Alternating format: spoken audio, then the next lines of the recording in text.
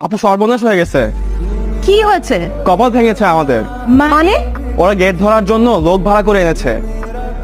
লোক ভাড়া করে এনেছে? ওই লোকটাকে আমি আমার এক বন্ধুর বড় বোনের বিয়েতে দেখেছি। চরম ফাপুর বাচ্চা লোকটা।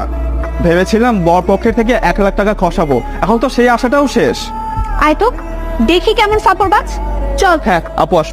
কি খেয়ে গেলেন তব্দ? গলায় নেই যে কোনো শব্দ। দেখেন না কেমনে করি জব্দ।